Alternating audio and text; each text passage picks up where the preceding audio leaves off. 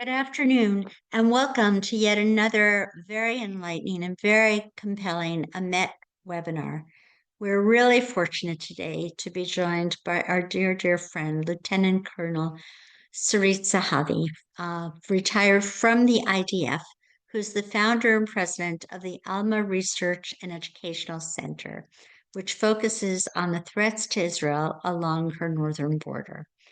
Sarit has brought and has gathered many senators, Congress people, a lot of congressional delegations, and young people to her center, and where she's done a tremendous degree of education and research about the threats along Israel's northern border. She has been voted by the Jerusalem Post as one of the 50 most influential Jews in 2021. And in my esteem, she is one of the 5 most influential Jews.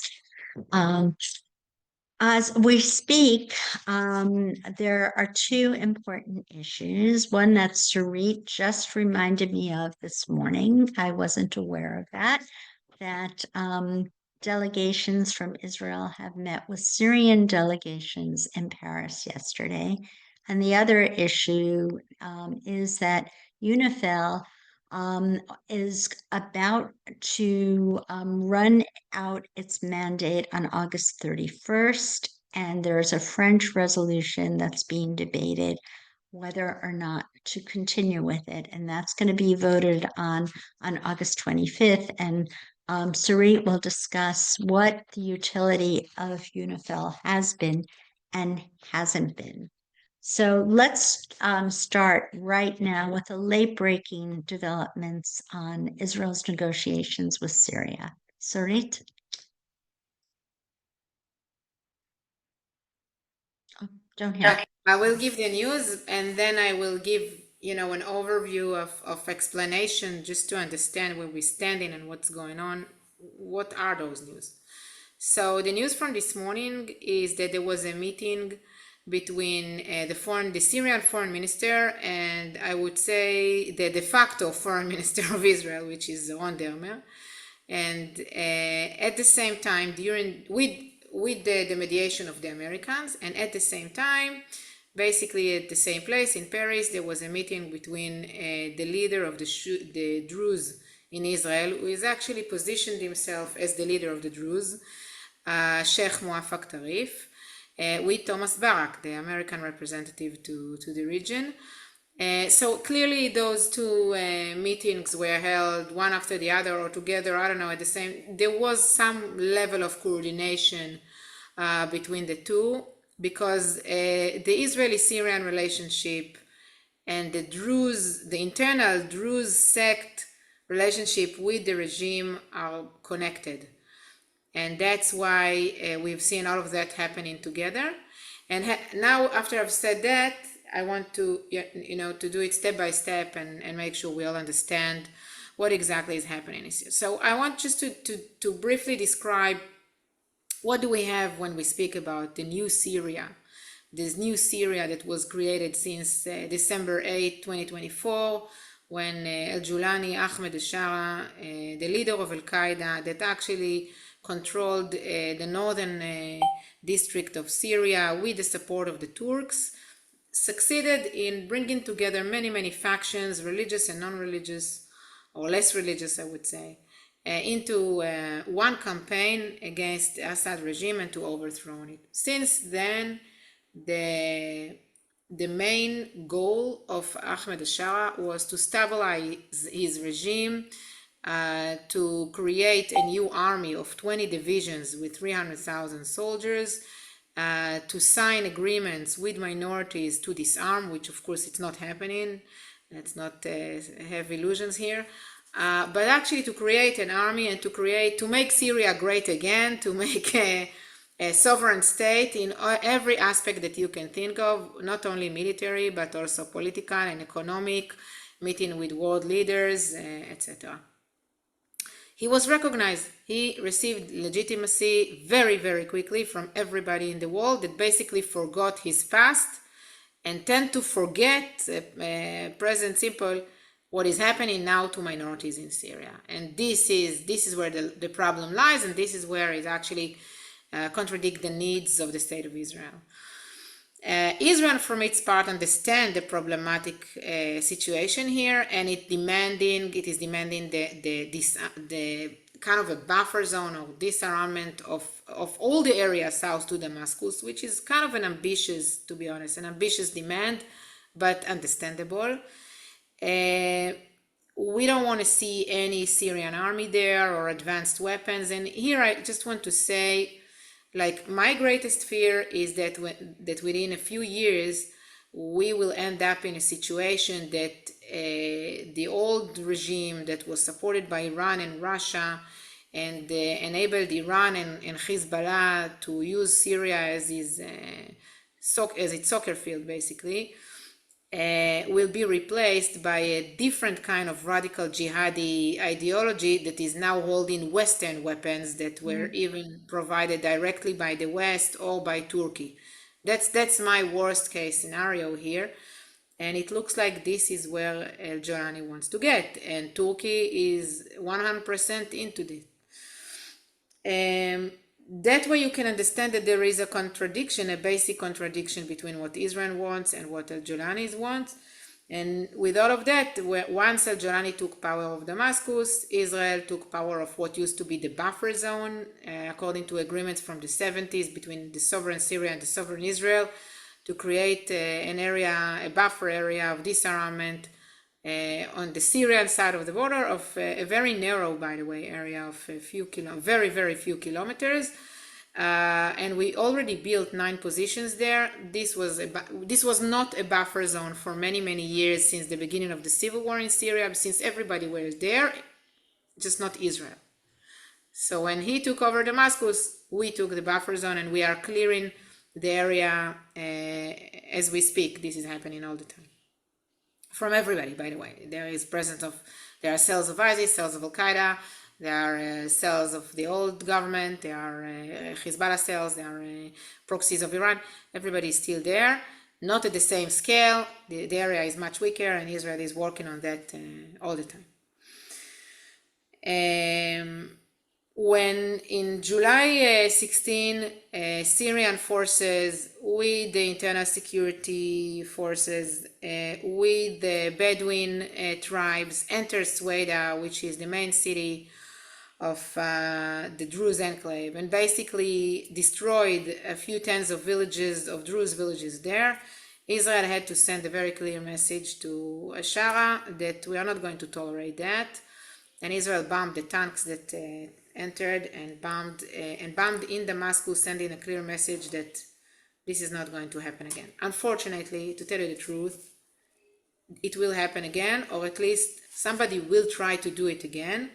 And that's why we see many, many efforts to prevent that, and all those meetings in Paris. I can tell you, just to give you a sense of what's going on there, in August 10, a video was published from the hospital in Sueda where you can see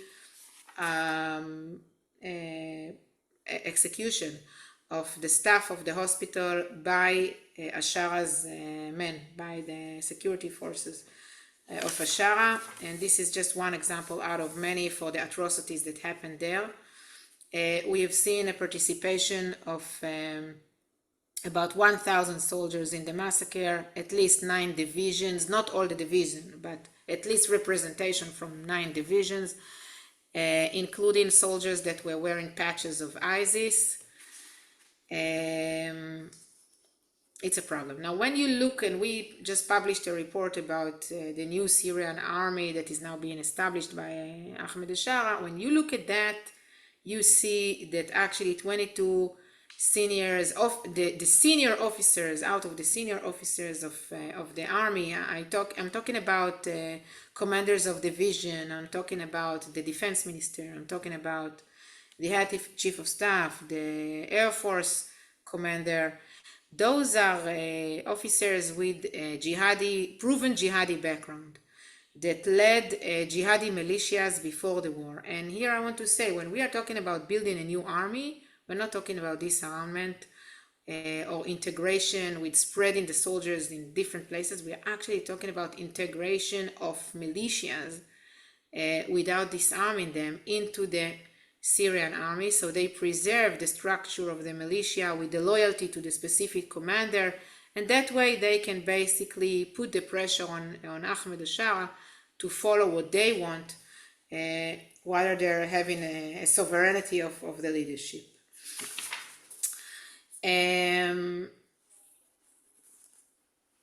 He's building his army not only on those jihadi forces, I should be honest, but also by recruiting officers that defected from Assad's army, by a wide drafting of soldiers all over the country, yet in a not very organized way. It is still going very slowly. And also by drafting or engaging into the new Syrian army foreigners, people that are not even Syrians, that came to fight with ISIS against everybody else in Syria 15 years ago during the civil war.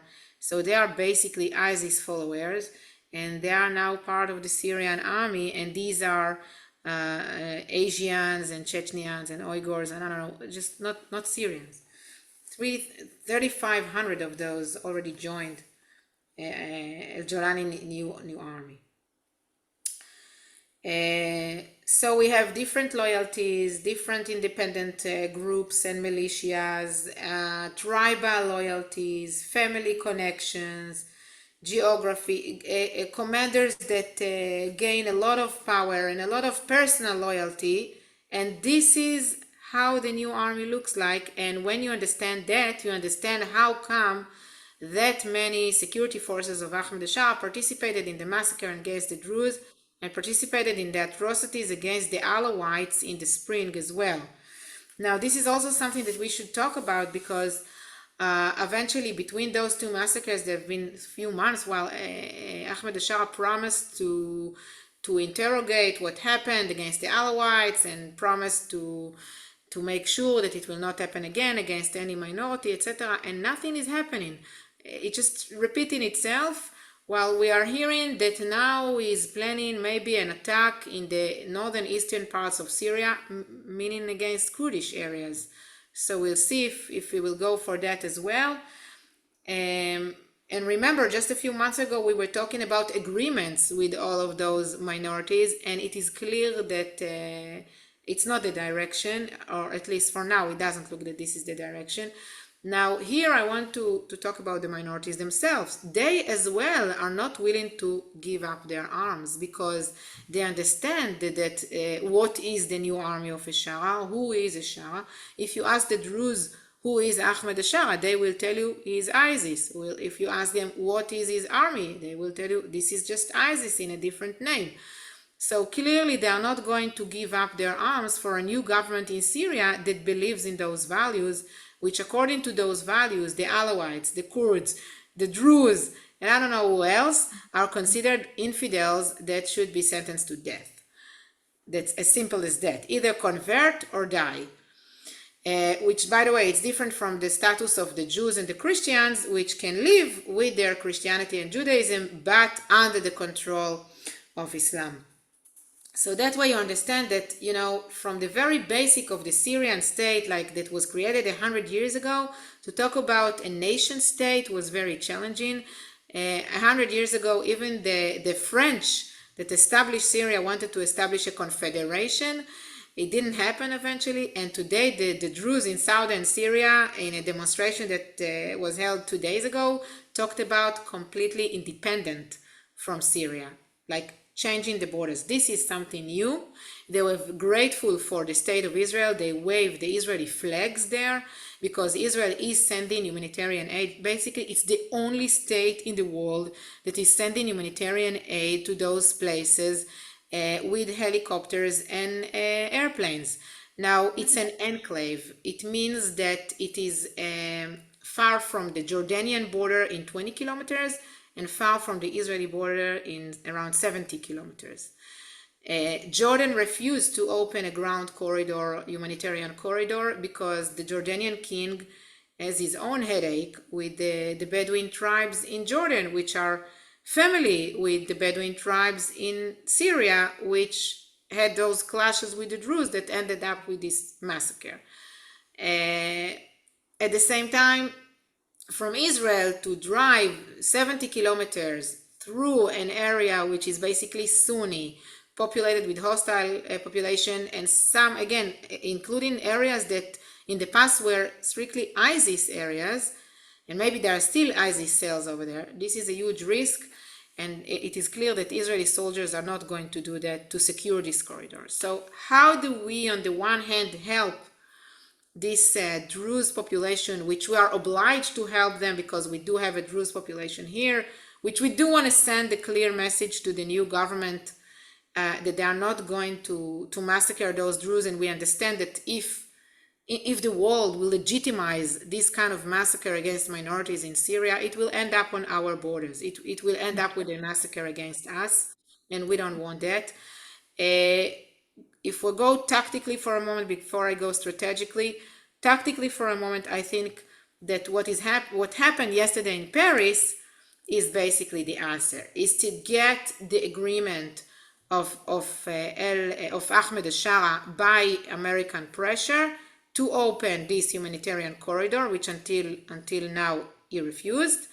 And Israel can maybe assist with some senses of security or sensors of security from the sky without risking soldiers. I don't know what was negotiated there. I don't know what was agreed, if was agreed, but I believe this is the beginning of something. If Ahmed al-Sharaa will agree, everybody wins, because eventually it will give the Druze the humanitarian aid they need. It will enable us to be part of the project to protect them and to help them, and it will give Ahmed al-Sharaa some benefits among the Americans and the West, which he is looking for. That he wants to be accepted over there. So, but Yeah, what I'm saying, right.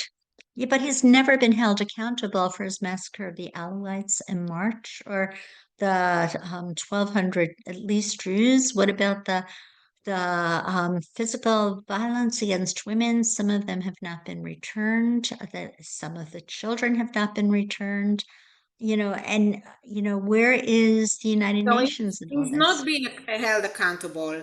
HTS is not under sanctions anymore Right. for a reason that I actually don't understand. It's a terrorist organization. It doesn't matter. And this is exactly what I'm saying. There is so much leverage of pressure on Ahmed al-Sharaa that could be used to help the Druze, to help the Alawites, to rebuild Syria, to make sure that we are not being threatened with security on our border here. And basically, if Europe and the United States are legitimizing Ahmed al-Sharaa without demanding anything in return, everybody lose. But if the opposite happened, and okay, you are totally interested in legitimizing Ahmed al-Sharaa because you want the Syrian refugees back in Syria, because you want to gain the economic investments, because you don't want Iran in Syria, I get it. But at the same time, make sure what you get in return. I'm always saying that. I used to say that with you again and again and again about the Lebanese armed forces. And now I'm saying that about Ahmed al-Sharaa. Make sure what you get in return. And you can get in return a different kind of Syria than what is now being built. Because as you said, if he will not be held accountable, or at least his jihadi forces will not held accountable to what is happening, it will happen again. And the saddest thing here is that, we always say no Jews, no news. Unfortunately, the whole world reported on what's happening in Sueda only thanks to one bomb that Israel dropped in Damascus. In Damascus. That's it. And it's really, really sad, because it shouldn't be this way. Right, right. Let's move forward to Lebanon. Okay, but just before, do you think that Syria will disintegrate into ethnic enclaves if you could be a Naviyan or a prophetess and predict the future? Or do you think there will only be a little buffer zone between Sueda, and I don't know. It really depends on the one hand on Ahmed al-Sharaa, how much he's going to insist on having the whole area, which I truly don't know what he thinks about it. And at the same time about international communities. I can say for my part that I don't understand why those borders are secret. It's, they were created by two superpowers in the past, France and Britain, and they ignored basically anything that is happening on the ground, whether the minorities or Bedouin tribes that were divided between two countries all of a sudden. And to build a nation state in this kind of situation, we've seen that the project collapsed after 100 years, after a century. So the challenge is huge here for Ahmed al-Sharaa, and for now he's not delivering. He's not delivering the rebuilding of Syria for all Syrians. Unfortunately, again, I wish it will change. We all wish it will change. We all wish he will demonstrate a different attitude, because we need to see a different Syria, and everybody wants to see the reconstruction of Syria. But it looks like that if nobody will pressure him to do that, Mhm. we will end up with just another dictatorship that doesn't care about its own people. Right. Okay, before we turn to Lebanon and UNIFIL, could you talk a little bit about the Syrian economy and the wheat crop? And, it seems like they're in a really horrific financial situation. Everybody's talking about the situation in Gaza, but bear in mind that in Syria, we have seen a civil war that lasted 15 years. 15 years that people were fighting. There were cities that completely destroyed, Homs, Aleppo, etc. The damage is huge. We have seen more than 500,000 people that were killed in this civil war, and half of the population of Syria became displaced. This Right. is more than a million people, 10 million people, and half of the half, about seven, I don't know, about 7 million people became refugees out of Syria, many in Lebanon, many in Turkey, in Jordan, and went to Europe as well. So to rebuild the economy of Syria, it's a huge challenge. I understand why he wants to go to the Kurdish areas, because these are areas where you have the oil refineries and energy infrastructures of Syria.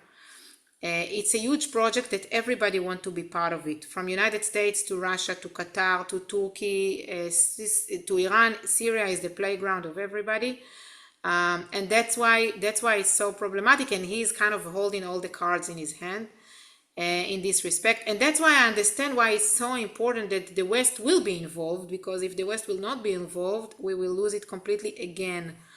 But we need to do it in a very careful way.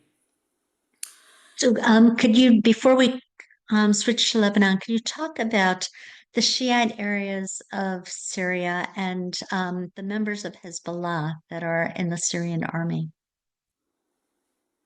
The members of Hezbollah in the Syrian army, I'm not sure this is happening. Hezbollah is having huge troubles today with its presence in Syria, specifically on the border with Lebanon. There were fightings there between al-Julani's forces and Hezbollah. When Mhm. Hezbollah is trying to smuggle daily, and it connects us to a Lebanese issue, weapons into Lebanon, we've seen at least 5 times that I remember it in the past month or so, season of munition that was on its way to Lebanon, and the Syrian army just seized that. So Ahmed al-Sharaa is not interested to see Hezbollah part of its army. On the contrary, it is fighting Hezbollah.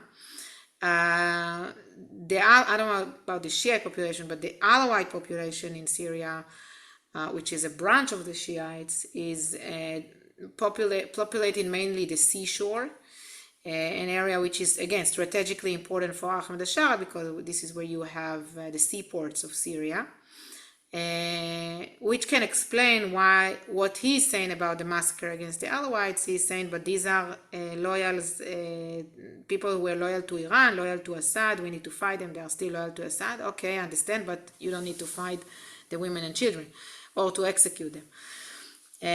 Which this is basically what was happening there. So All right, all right. Let's turn to just trying yeah. to summarize It's a what's very happening. right, and there's Syria a is mosaic. I guess they're mostly Sunni jihadist forces Yeah, in but at the same time, Syria is no longer part of the Muslim Shiite corridor. So Iran used to act freely in Syria to smuggle weapons to Hezbollah.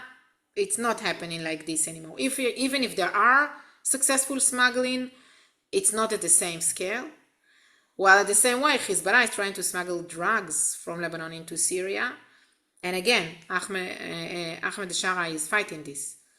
All right. So the plot thickens. There's still a mosaic of Sunni jihadist forces that are part of the army. Okay, so as we speak, the United Nations is in the midst of debating a French resolution about extending UNIFIL. And I know they're supposed to vote on it on August 25th. And it's the date that UNIFIL expires is August 31st. How does this look? And what good is UNIFIL? I didn't see the draft. I don't understand the draft.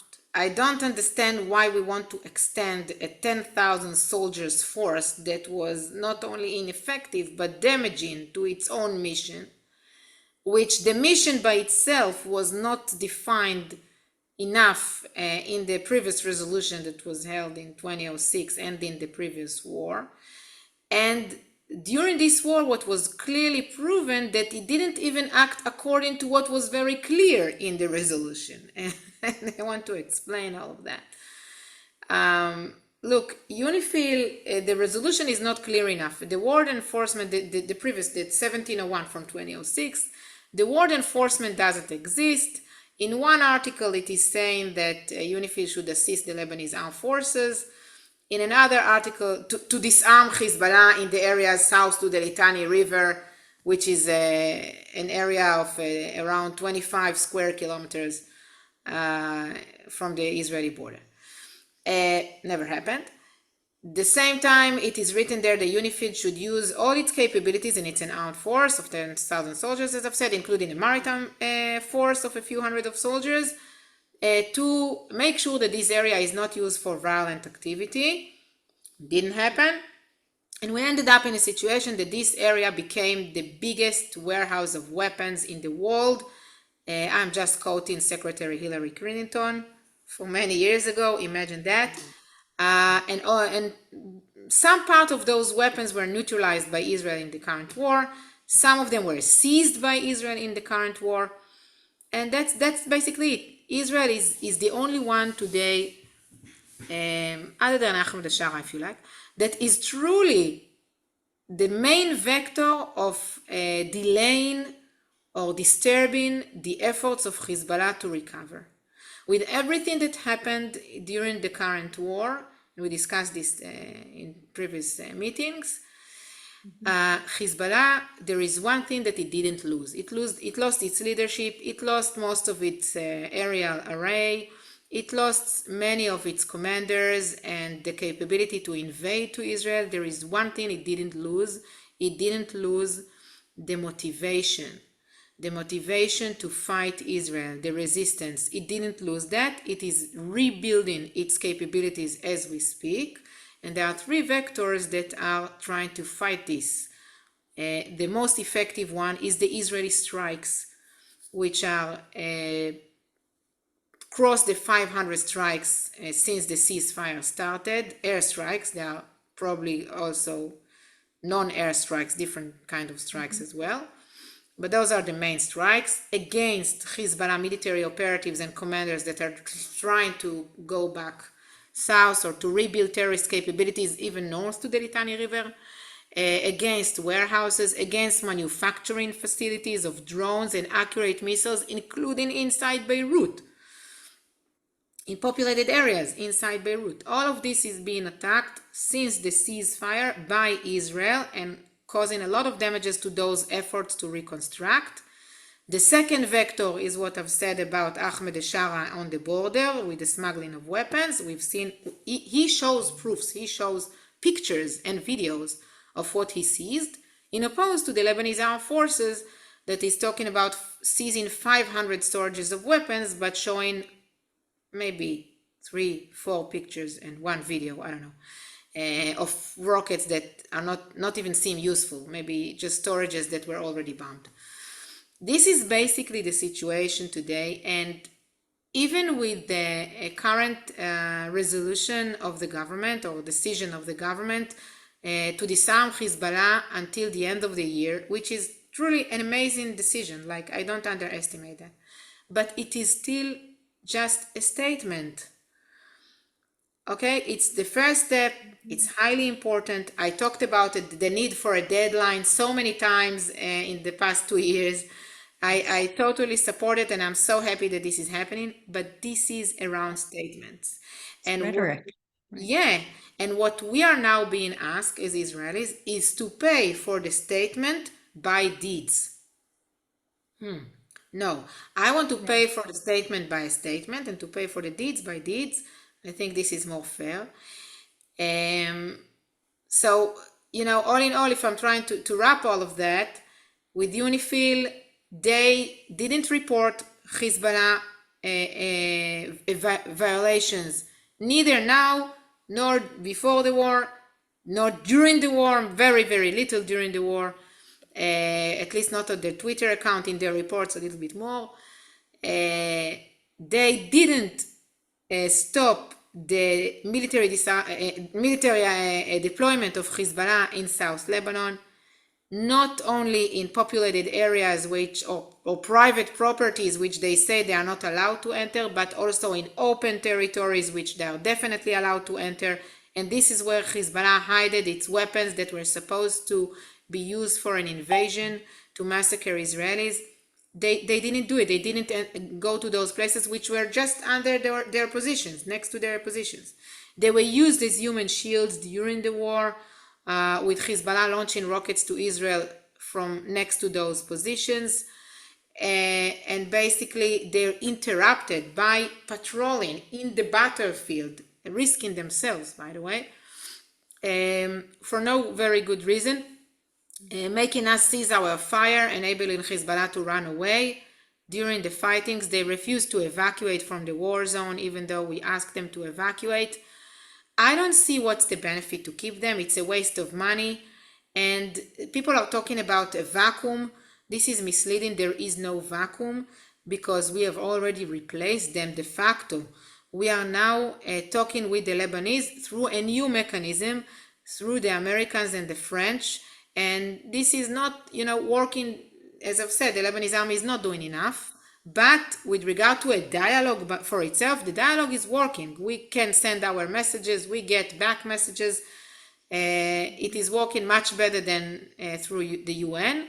And that's why I believe that it's a waste of money and a waste of time, and definitely not extending the mandate. I don't understand, like, to do what? They don't understand what's their mission. So they're focusing on humanitarian aid, in rebuilding villages, I don't know what, you don't need soldiers to give humanitarian aid. Yeah. You can use Yeah, civilians. UNIFIL, unless they're provoked, they're really not supposed to be an armed force. They're just supposed to be a peacekeeping force, but it No, it seems can be that an they armed have been force, no problem, but not for humanitarian aid. aid. Right, right, right. So it hasn't, I mean, from all the last 30 years that I've been following them, I haven't seen that they have really done any good. In fact, we have seen a lot of very interesting relations between UNIFIL and Hezbollah, UNIFIL and the Lebanese armed forces, and basically enabling them.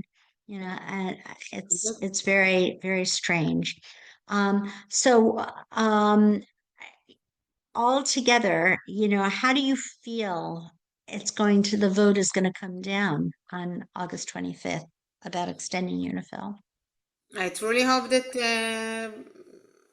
again, 10,000 soldiers, it's a lot of soldiers for such a small area.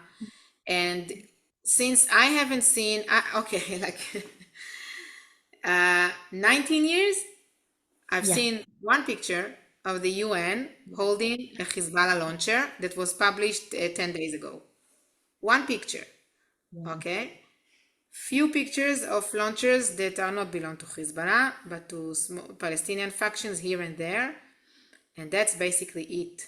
We are talking about thousands of launchers, tens of thousands of rockets. We are talking about completely different scale of weapons that was brought to South Lebanon in the past 19 years during UNIFIL time. So I don't see why anybody expect this will change. And even though they are saying, yes, there is a change in Lebanon, I totally agree that there is a change in Lebanon. I totally agree that Hezbollah is not going to get weaker. It's the weakest you can get. Israel had done its part. Now it's time for the Lebanese to do whatever is needed to change the prospect of Lebanon. But UNIFIL has nothing to do with that. It is just not contributing anything. So, our U.S. Middle East envoy, Tom Barrack, is demanding that Israel withdraw from Lebanon. We started to I, talk about that. I've seen that he like saying, okay, Lebanon had done its part by the government decision, so now Israel should do its part. And due to the framework that he put on the table, he said that the deadline will be composed of steps, and part of those steps will be gradual withdrawal of the state of Israel from the 5 points that it is holding in Lebanon. But I think that for those who have never been on the Israeli-Lebanese border, we should clarify what exactly Israel is occupying in Lebanon, okay? Because it's not a security zone as we used to have in the past.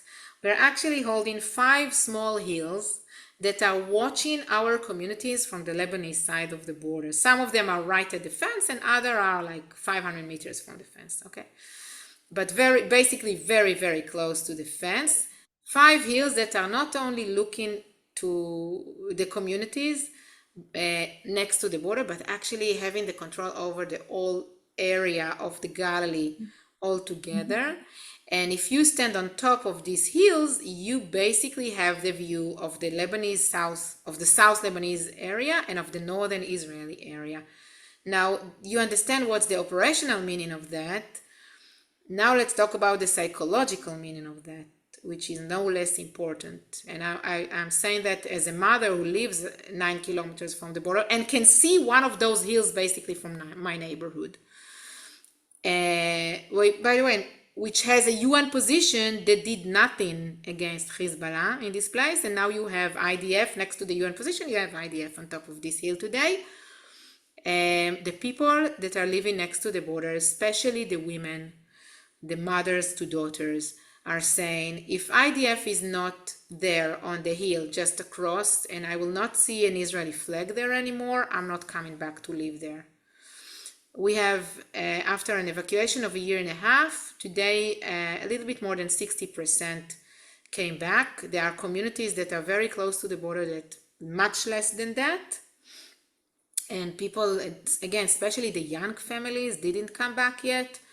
And people are afraid that Hezbollah will seize those 5 hills again. So what I have to say to Thomas Barak or to Morgan or Tegos and their staff is very clear. We can withdraw from those 5 hills. It's not, we don't have any feelings, for those. These are Lebanese areas. But we can do that only once we are completely positive that Hezbollah was disarmed in South Lebanon, not will be disarmed in South Lebanon, because we've been waiting for 19 years and it didn't happen. right, right. Can you tell me a little bit about Sheba Farms and the dispute there? Oh, that's part of the most complicated Yeah, issue. all right. First, don't imagine farms in Sheba Farms. There are no farms. Name. Okay, it's an empty slope of the highest mountain in the region, Hermon, and then the slopes, which is actually Sheba is another ridge. You have 2 Lebanese towns which are on the Lebanese side under Lebanese control there.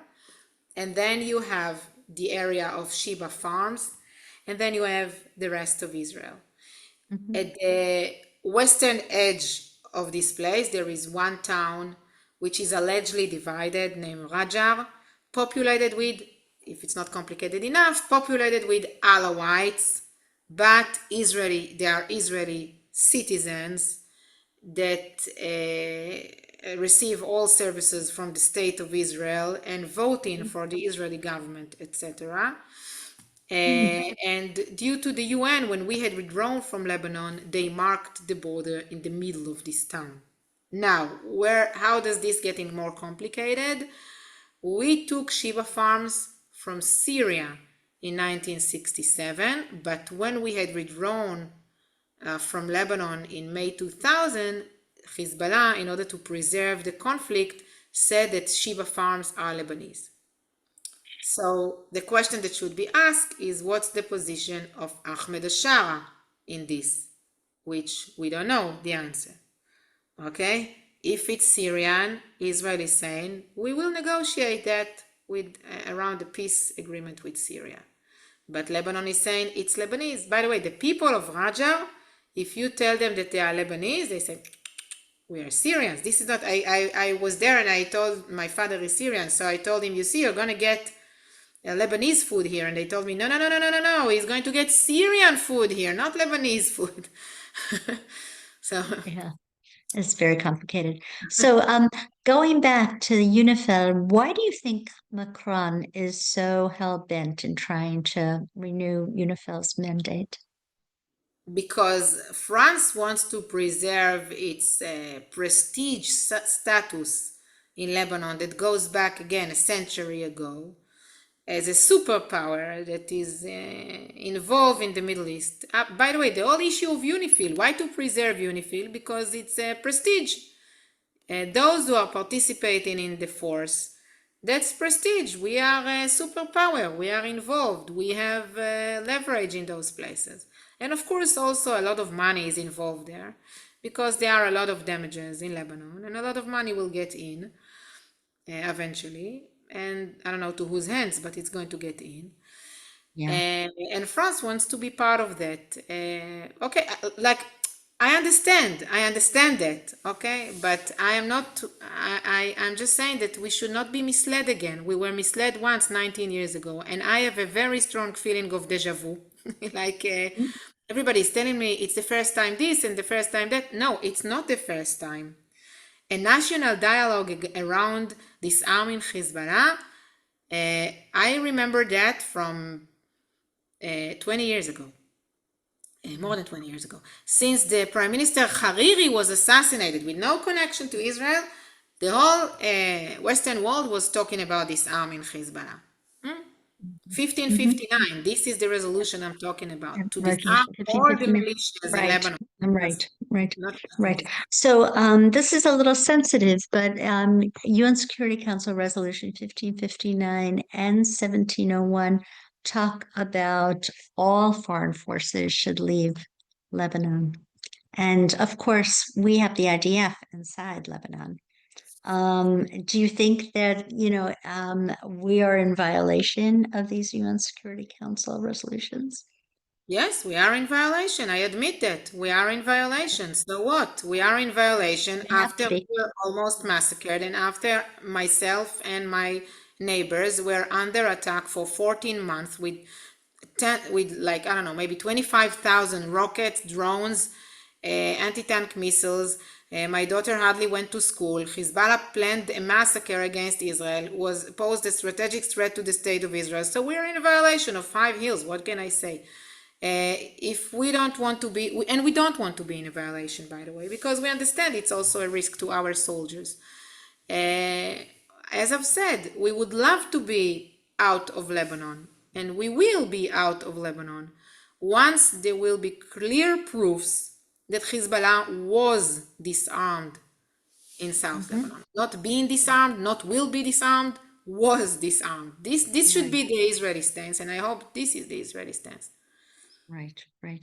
Okay. In general, we've seen a lot of sympathy going back to Syria toward Ahmed al-Sharaa, or Mohammed al-Julani, since he took control last December. And we saw that the Trump administration immediately lifted the sanctions or the Caesar Act. When you see the massacres of the Druze and of the Alawites and the planned massacre of the Kurds, What do you think that we should be doing on Capitol Hill right now? Exactly as I used to say about the Lebanese armed forces, use your leverage. Okay, Right. I do understand the need to be involved in Syria. I totally understand it. Right. Use it.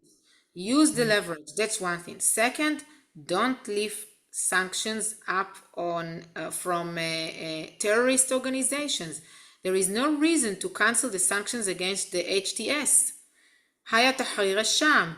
You know what does that mean in English?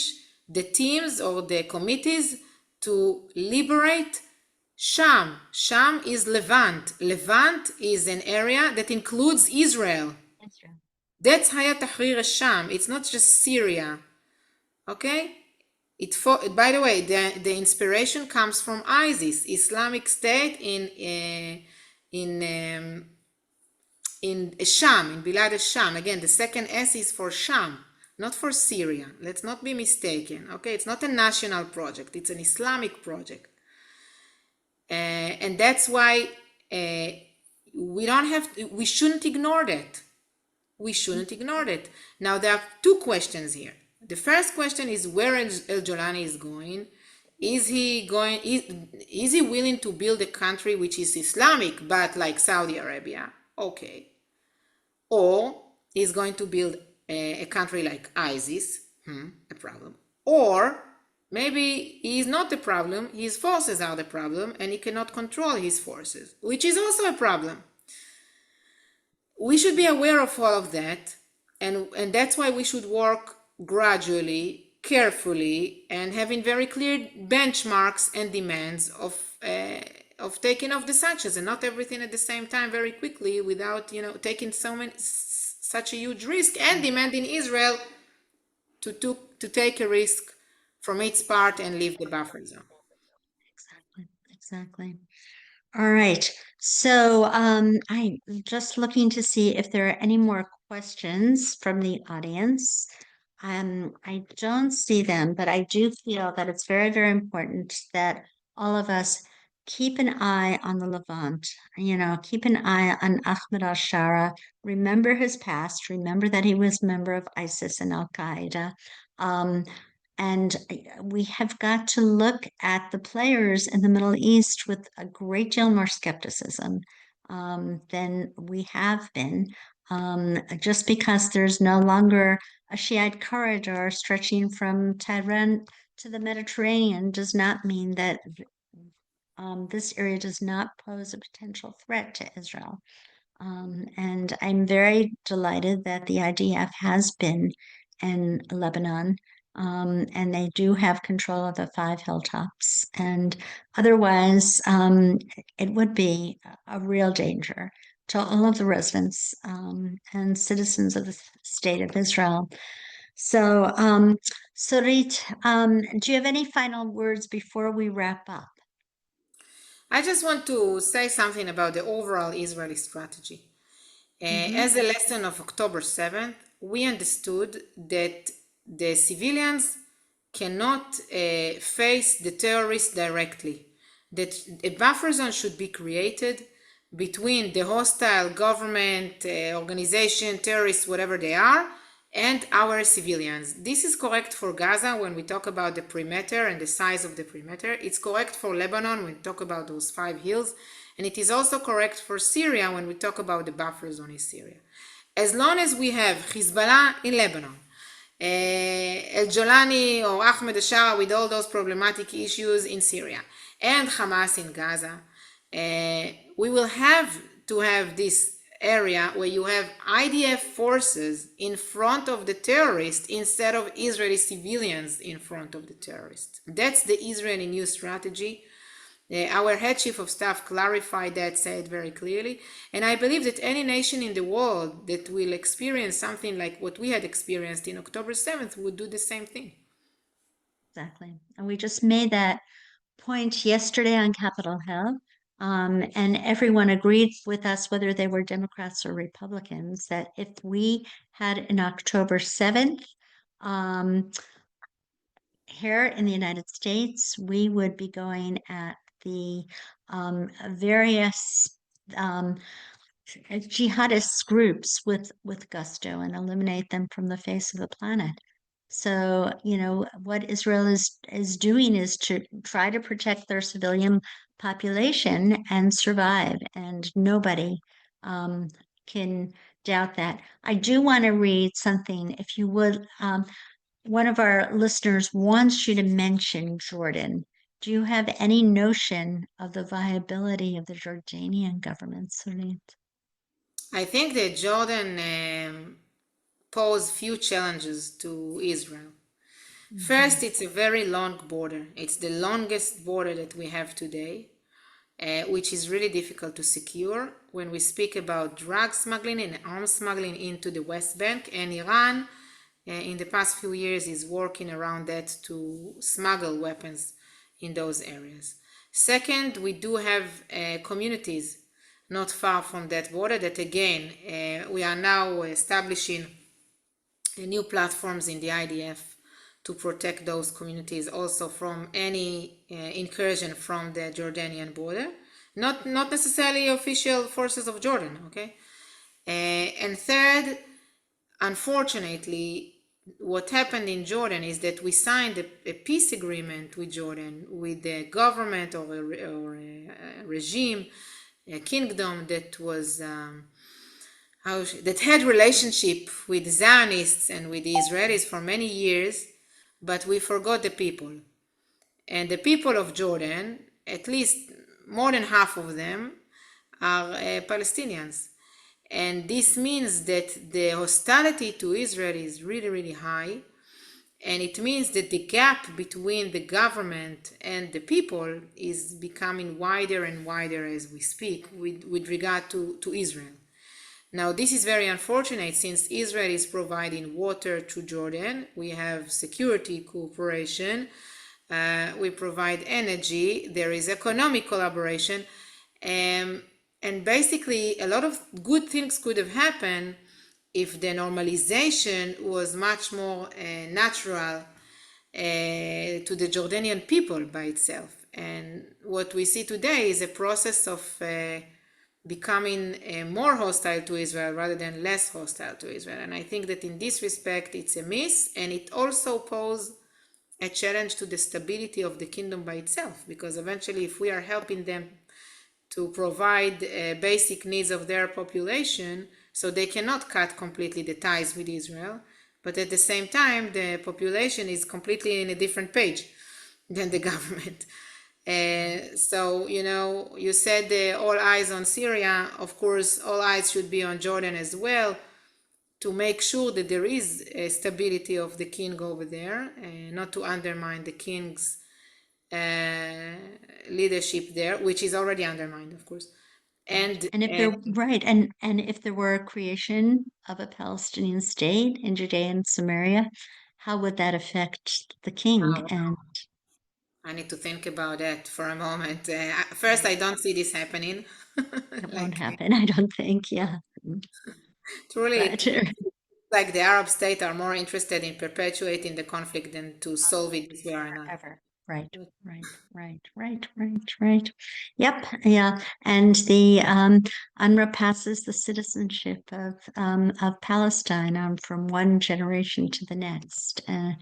It's just perpetuating the 1948 conflict. Yeah. There's no resolution. It's horrible. So I do want to thank you, Sarit. You are so knowledgeable. Please, if you can donate to Alma Israel, I know I do. It's one of my favorite charities. Sarit is a powerhouse, and all of you should.